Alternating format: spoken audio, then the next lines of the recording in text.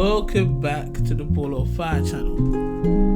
Today I'm going to touch on the relationship with Plymouth basketball clubs and the city. And so, let me just update you what I found.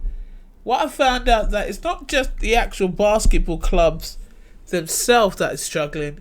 The whole city of Plymouth is struggling, as they aren't popular as they once were. Even though the city boasts a rich heritage of being a port city and having the Royal Navy stationed at Plymouth, the heights of Union Street sit in ruins, and the High Street is a ghostly memory of what it used to be. With that being said, basketball culture has the most consistent attendees of any brand in the ex-British Basketball League, as we know. Even though on the losing streak, the fans find a way to pack the arena. Or should I say stage? Well, if you know about the Plymouth Patriots not competing in the newly formed league, the Super League Basketball, because they couldn't find adequate space, then you already know about this story. Yeah? I would say deja vu, because we already seen this with another team. But we'll get to that later. The Plymouth Pavilions is currently the only indoor space that can hold up to 2,000 guests from what I've researched. They partnered with the Patriots for a 2-season deal where the Patriots played out of the pavilions. But that wasn't the intention behind starting the Patriots in the first place. The ex-owner of the Patriots, Carl Hessop, wanted to do something else, as there was another team that did the same thing, teaming up with the pavilions, and it didn't get them too well, but we're going to hold on to that for.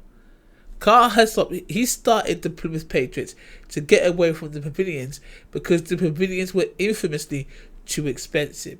He promised that he's going to create a arena or retrofit a warehouse or something similar into a basketball arena. He had already had background in construction.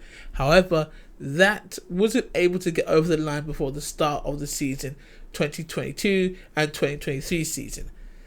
There was a promise to the fans though that they don't need to worry, as they will have everything done for the 23rd and 24th season. But why were fans worried? Why were they worried?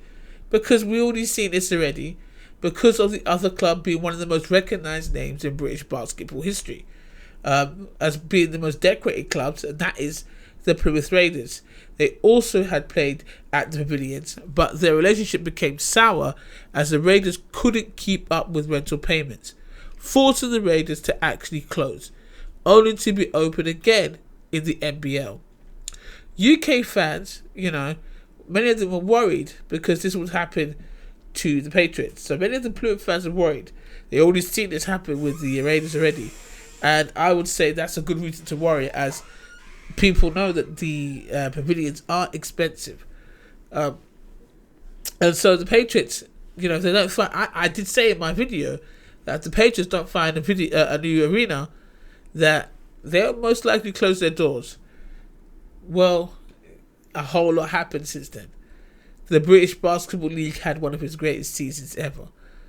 Multiple teams being involved in European competitions. Lions women's team won the Euro Cup. First British team to ever do it. It was a season to marvel at.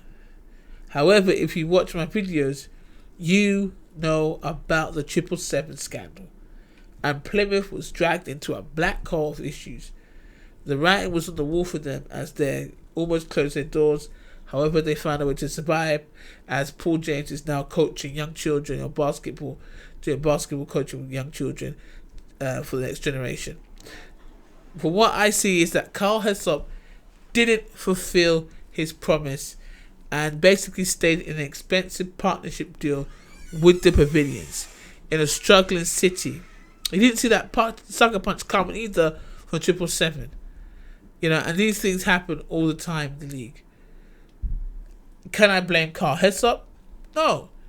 Is it his fault alone? No. There's many issues. He came into a league that wasn't really lucrative and not really profitable. He tried to still basically run his own business while running a professional basketball business, where either he needed to stand as the chairman and allow somebody else to come as the CEO. But these things didn't happen because at the time, basketball wasn't really, it wasn't structured as how it's going to be structured from here moving forward.